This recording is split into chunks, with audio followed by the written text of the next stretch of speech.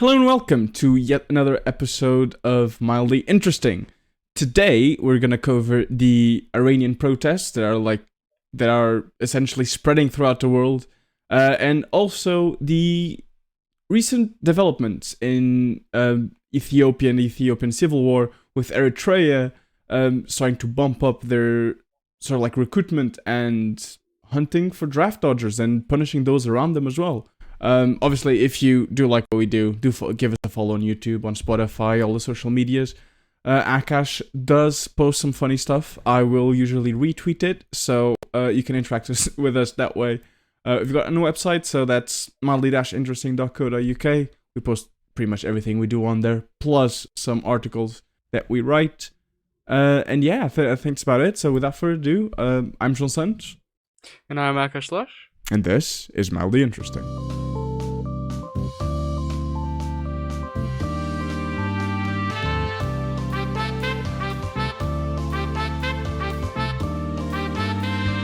Mildly interesting. No, seriously, just mildly interesting. So we start off today's episode with a story that is, making headlines around the world and is making waves throughout the internet.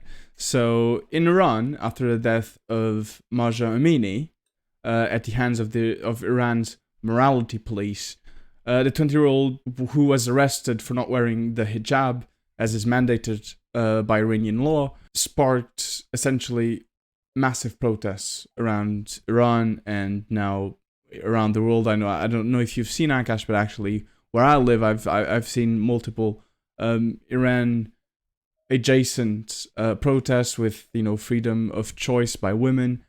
And yeah, on the 13th of September, after she died, essentially massive protests just went through the region, and it has been now a month, well, just over a month, and it's ongoing. It keeps going, keeps growing, which is obviously a very good thing. So, but Akash, before that, what are the hijab rules that I'm talking about? Like, how have we gotten to this, and what are the rules essentially?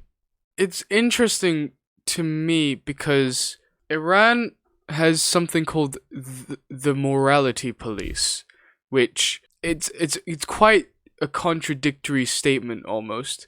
But so Iran is an Islamic republic and therefore hold unlike secular states like, let's say, France or Germany, Iran's state legislature and rules like policy is heavily rooted in Islamic tradition. But obviously, that kind of clashes with the idea of sort of freedom of religion or freedom to express yourself, especially since the Iranian government imposes a mandatory hijab law, where women are punished for not wearing the hijab. Before the murder of Mahsa Amini in the custody of the morality police, by the way, for not she wore a headscarf. She wore a hijab, but she was arrested for not wearing it properly. Or in the exact quotation of the morality police, she wore it improperly. But even before then, in July, a video was circulating of an altercation between two women on a Tehran bus, Tehran being the capital of Iran. One in full hijab was attacking another S2E2 Rashno for not wearing a hijab. Which under the mandatory rule is punishable with a fine or even imprisonment. And it seems that as though even before this, in the weeks leading up to the incident, footage of similar episodes have been spreading, kind of showing evidence of the growing pressure being exerted on women by the regime. And actually, S2E2 Rashno, the person who in the video was seen being attacked, this video led to her arrest, abuse under the morality police, and she was forced to make an apology on state television. And obviously this all is added fuel to the fire, and the thing that made the pot boil over, so to speak, was as Santos mentioned, the death of Masa Amini under the morality police, who was only 22, might we add, still a very young woman, her whole life ahead of her. This is now sort of, it's not just a protest, this is not just a worldwide movement for the removal of this specific law, but it's turned and morphed into a movement based on a woman's choice to express themselves, freedom, a freedom to choose, basically, and an anti-government protest against the government of Tehran and the the end of Ayatollah Khamenei's rule. So yeah, it's the way we got here is complicated. I mean, it's quite hard to explain, but essentially also the hijab rules says that every woman must wear the hijab as is mandated by law. So obviously they can, arrest you if you don't wear it properly, even if they're non-Muslims, right? So if you're a foreigner, if you're visiting, you also must wear the hijab if you're a woman, which obviously if you don't want to poses a lot of problems.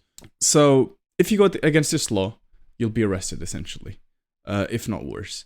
And the law itself, and this is a direct quote, says that that you'll be arrested if you're anyone who explicitly violates any religious taboo in public.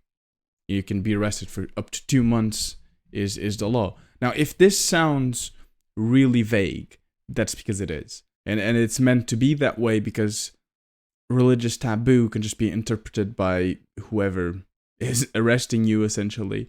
And you can't do much about it because obviously it's the authorities. So after Masa Amini, I hope I'm pronouncing her name correctly, by the way.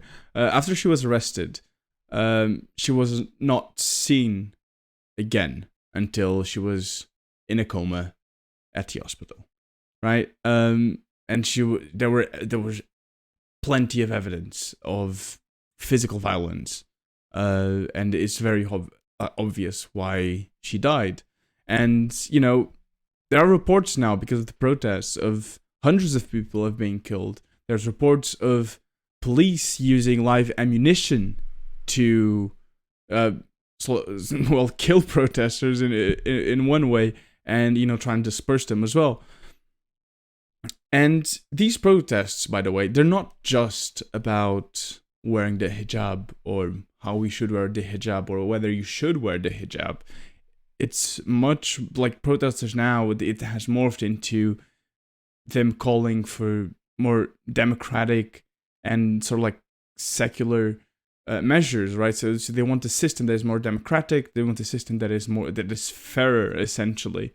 And obviously the government, with fear of losing power, is getting back at them really, really hard. There are children that have been arrested in these protests in Iran. It really is mind-boggling. There are kids, like school kids, they are being sent to what they call sin rehab clinics, right? Just how stupid this sound, essentially. Sin rehab clinics. A child who does not wear the hijab properly, according to them, is thereby sinful somehow. And it's really frightening. And you've seen journalists as well being arrested, which obviously, if you want to report on the story, is not a very good it's not a very good outcome, is it? But yeah, so also behind all of this, there's the fact that the government has, for the past few years, been in pursuit of sort of like higher birth rates. So they're emphasizing the fact that women should be stay-at-home mothers and they shouldn't work. Again, it's one of those one of the complaints that the protesters have, one of those freedom of choice complaints that the protesters have. And yeah, it's just a really, really bad time to be an Iranian woman. And it's... Well, what do you think, Akash, actually? Is it likely to change anything? The protests are gaining speed despite already being on for a month, right? Everyone's going behind it. Do you think it will actually change anything, or do you think it will be, say, for instance, like in Afghanistan, where most women still haven't gone to school, and are not allowed to do so. So do you think it's going to be the same, or do you think something might change from this? Part of me wants to hope that these protests will amount to something. That there will be some sort of outcome. However, history has repeated itself multiple times, showing that those in power who cling on to power don't seem swayed by the death of civilians. So, unfortunately, knowing what I know about the government in Tehran and sort of the history of Iran, I'm not sure if just these protests are enough to change the government. I feel that if the protests grow into sort of a nation in Iran, at least into a nationwide united front, I'm afraid things might get worse before they get better. If you look at sort of how the government has dealt with these initial protests. But I do believe somewhere down the line that oppressive systems and oppressive governance like this never last in the long term. They are always toppled or overthrown by sort of the will of the people for more freedoms, for the ability to, choose who rules them and how they rule them, and have a system of power checks with whoever's on top and whoever's, I guess, in this scenario on the bottom. So yeah, I think things might get worse before they get better.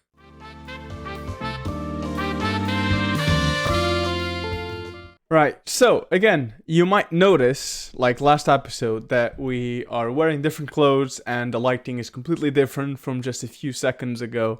That is because of me. I keep making the mistake of not charging my camera enough. And apparently, after checking it a few seconds ago, I also don't have enough space. So this episode, essentially, if you find that something... when you see that my face is not on it, it's either I have no battery or I didn't have space. But anyway, with that out of the way, it's our new segment. I mean, not new segment. It's our segment, one of the classics, Idiot of the Week. Akash, can I go first on my Idiot of the Week? Oh yeah, of course, yeah. Well, I'm interested to see who is your Idiot of the Week. Right. Okay. So my Idiot of the Week for this week, we've talked about him before. It's Alex Jones. Oh, god damn it. I fucking knew it. I knew it. Right, so if you guys don't know, and you probably so do you have the same person, Akash? Is that what you're saying? Yeah, we had a little conversation before we started recording. With me, I just had an intuition that we had the same Idiot of the Week.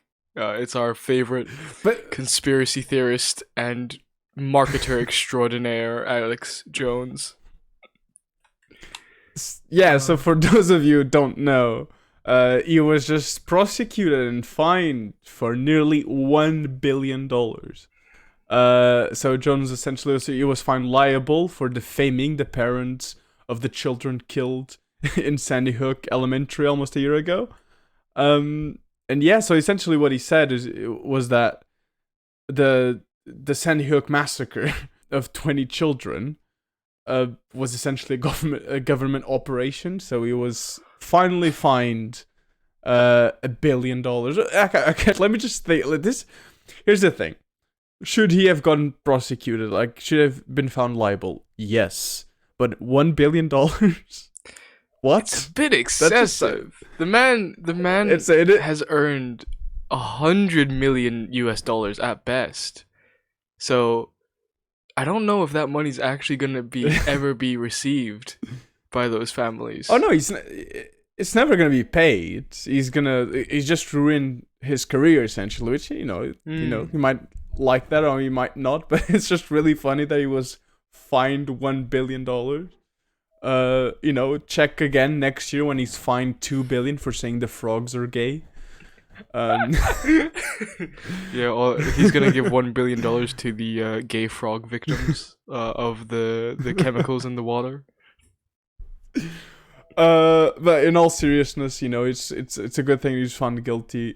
Actually, this might just give us a nice, topic for deep dives with restrictions like regulations in the media and all that, with social media like thrown into it as well. So who knows?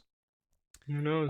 But yeah, Akash, do you have any other idiot of the week? If you want, tell you what, if you want. You can use me as the idiot of the week for my constant problems with camera work. Nah, I won't razz you like that. My idiot of the week is, well, it was Alex Jones, but we have I have two idiots of the week, and they're very personal to me, and it is my flatmates, because I was just at my uncle's. I was at my uncle's last night and today, most of today, and my uncle offered to drive me home with my cousins. My little cousins, they're 9 and 7 years old. And I went, yeah, sure, that's fine. I'm not gonna say no to a free ride, especially when the train journey is like 4 or 5 hours. But then while we were on the road, my cousins kept saying that they wanted to come into my house. So I went, okay, yeah, sure, yeah. I'm not gonna say no to kids. So I was like, yeah, sure, okay. But I quickly texted my flatmates, like the group chat we have, and I quickly texted them like, hey, my family's coming over. Like, they're gonna come in the house. So like, maybe, I don't know, don't be naked. And they were like, yeah, sure. And bless them. They really tried because I came into my... They really tried not to be naked. Well, they really... Oh, no, sorry. They didn't really try to... I mean, yeah, they tried not to be naked by wearing clothes, but they really tried to make it presentable, because they even, like, came into my room and made my bed and, like, took out my, like, empty coffee cups and, like, washed them. So they really did try. However, my cousins and uncle, they didn't really go into my room. They kind of only looked, like, in the kitchen and in the living room. And I pray to God that my uncle didn't see this, but not only was there a bright pink dick-shaped bottle opener sitting on our bookshelf, there was also a wax candle on our fireplace. I say fireplace. It's the landlord has explicitly told us not to use it, and he's boarded it up, but there was a wax candle on our fireplace in the shape of a naked woman, tits out and everything. Right. So I would let them off if I hadn't texted them specifically, can we make sure the dick bottle opener is not, like, is hidden away? So nice. That listen. And if you like, if you want more stories from Akash's life, make sure to tune into the following episodes. We will make sure to bring you all the good juicy details of Akash's life. No, but that's amazing though. I love that. I'm sorry for you, but I love that. I'm just waiting for the text from my mom being like, so your uncle told me what goes on in that flat, huh? What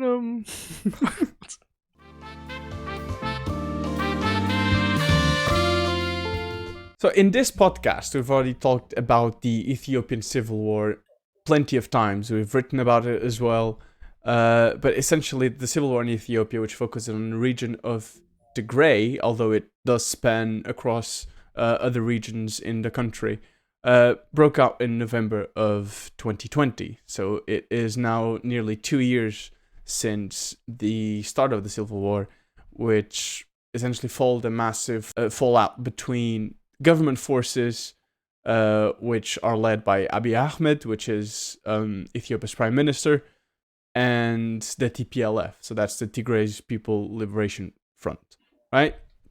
So essentially the war is being fought on two fronts, with forces from the Ethiopian government teaming up with forces from Eritrea against the TPLF, right?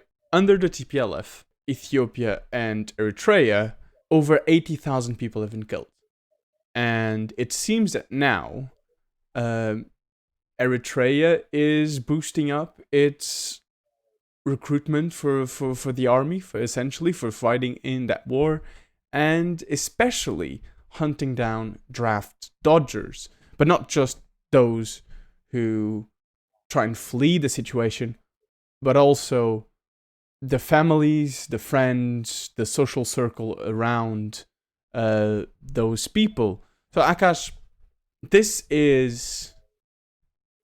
marks a very important step in the war, doesn't it? Because clearly, for them to be hunting for draft dodgers, it's because they're struggling to find new people to replenish those that have died. What are they exactly doing to those who try to help them escape, hide them, or just are associated with them by being their family or friends?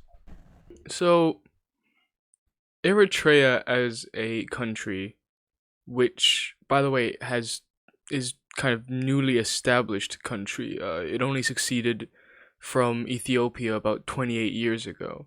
Eritrea is very authoritarian and has quite a tight grip on sort of the media and what comes in and out of its country. Sort of what portrays like the information. So a lot of what you'll find, a lot of the news reporting on this country, the sources refuse to they refuse to give information unless promised anonymity, because essentially no one has been spared. The latest roundups are considered the worst so far, with many elderly mothers and fathers detained in a bid to force their children who have gone into hiding to surrender. So Eritrea has allied itself with the Ethiopian government, like you said, and it's calling up citizens for mobilization and cracking down on draft dodgers in this kind of way.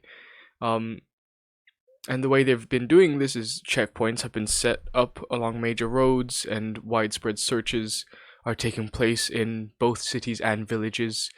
However, it seems that the Eritrean government itself kind of denies or is lightly denying any of this. Last month, Information Minister Yemen Gebre Meskel said that only a tiny number of reservists were being called, denying that like the whole population had been mobilized.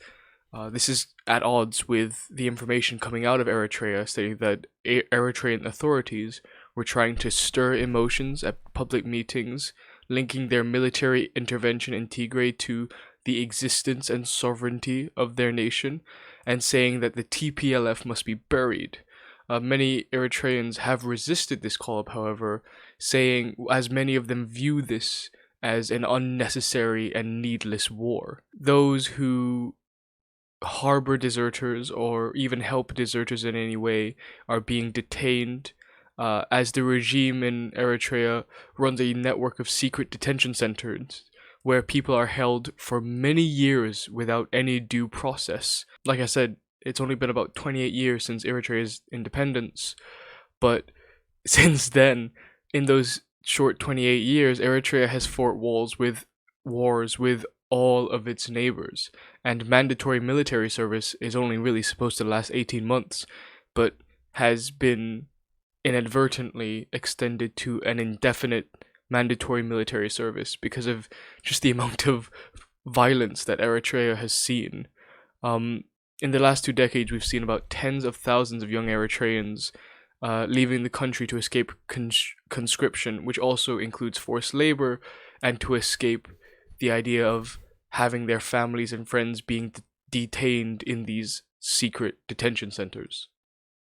Yeah, it's and what's really important to note, and why this is such an important turnaround in the state of the war, is that even women are being recruited now, which obviously in a state such as Eritrea, that's unheard of. Essentially, in that state, women are still portrayed as, stay-at-home mothers. Essentially, they're not supposed to work. So for them to not be sparing women in the recruitment process, it just really shows like the devastation of this war. And it's really important to point out there's a lot of people, a lot of experts who consider this even worse than the Ukrainian war, right? And but you don't hear about it, right? You don't really see it in the mainstream media as much, just because of proximity and the fact that it's been going on for 2 years almost. And also, we've mentioned this when we first covered this war. Abiy Ahmed, the prime minister of Ethiopia, he won the Nobel Peace Prize for making peace with Eritrea, and now he's teaming up with Eritrea to fight someone in his own country. So it's just to for everyone to see the irony in all of this, and the gravity of what really is going on. And yeah, it shows no signs of stopping. There was a brief moment of hope that I have actually written about in our website. So if you guys do want to check it out, do so. Do that. Where there was a sort of peace agreement, a ceasefire, to have supplies like medicine and food allowed back into Tigray, because a few months ago, and it's still the case, one of the worst places in the world in terms of food security is Ethiopia, and it is because of this war, because NATO, UN and NATO, and like convoys cannot get through the checkpoints that the government is imposing. So food and medicine does not get to Tigray, and the little food that is there is used to feed the quote-unquote soldiers, because at this point they're not really soldiers, they're more like militants. And it really is a dire situation. And given the failed peace, like ceasefire peace treaty, I don't think we're gonna see it stop anytime soon. There have been multiple tries at this, and none of them have worked. So it's just there doesn't seem to be the urge by Ahmed to actually do something about it.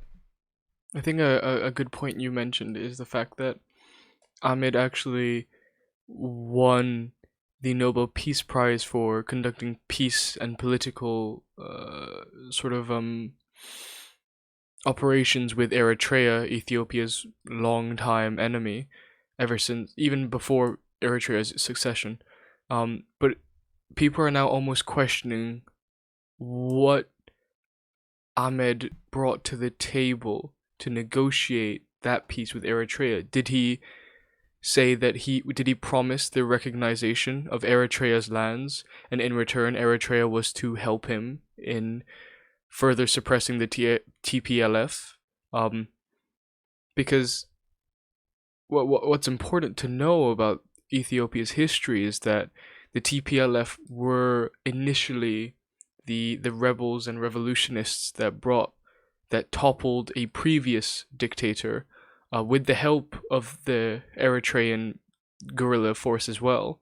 And then the TPLF themselves became a dictatorship almost. And while many associate them with economic growth, many others associate them with suppression of the media and further striking down of human rights. And then when Abiy Ahmed rose to power, he was seen as more of a liberalist, as a peacemaker. But it seemed that right after he made peace with Eritrea, he went about trying to dismantle the TPLF's power, and that's how we're in this position now. So Ethiopia's past, or at least modern history, is very much checkered with powers attempting to topple each other, and then they themselves becoming the power everyone wishes to see gone. And it's also important to note that the UN has accused both sides of committing acts of human rights violations and war crimes, and both sides have been wary and skeptical of foreign aid coming into the Tigray region. In fact, there were reports of the TPLF stealing, I think it was 500 or so tons of fuel meant for humanitarian purposes. So it really is a very intricate and complex situation, which I think at this point in time needs more light on it more than ever. This has, I think in both of our opinions, this war has gone on for too long, and now with Eritrea cracking down hard on draft dodgers and its mandatory military service seeming to be indefinite, I think more light needs to be shone on Eritrea as a country as well. Yeah, and like you said, I think you raise a very, very good point, is that the fact that there isn't one good side of this story. Like, there isn't. The TPLF is authoritarian, and the rest of Ethiopia is also authoritarian. That's just what it is. So, when the ceasefire was reinstated, it was mainly because of American pressure. Biden did make it very clear with Abiy Ahmed that he wanted the region to have peace. The problem is that Biden cannot intervene in any other ways, nor can any of other European countries or superpowers do so, simply because there isn't one good side to the story. It's not like the TPLF is right or the government is right. They're both committing atrocities. So by helping one, you're helping the atrocities they're committing anyway. So it's a really hard situation to manage, I think, and it would have to come from within Ethiopia. But obviously, that doesn't seem to be in the near future or in the minds of anyone in Ethiopia right now. So I guess we'll have to wait and see, and hopefully, because the last time we reported this was almost to the dot a year ago. Wow. Exactly. That was the first time we reported on Ethiopia, and hopefully in a year's time we will not be talking about how it's going in Ethiopia, or we will, but we'll be talking about how it's going well, because it's been 2 years, man, and it's bloody. Upwards of 80,000 people have died. That's it's terrible, and with many more dying without us knowing because of the restriction on information, and also, in danger of dying because of starvation, essentially, which is probably even deadlier than the war itself. So if you like that episode, please remember to subscribe to our YouTube channel and check our socials. Akash is pretty funny, so he will make you laugh if you do follow us on Twitter and Instagram. But also follow updates on our website, mildly-interesting.co.uk. We do post quite a bit on it, every now and then. And yeah, if you were mildly interested, do stick with us. And yeah, I was Johnson. And I was Akash. And this was Mildly Interesting.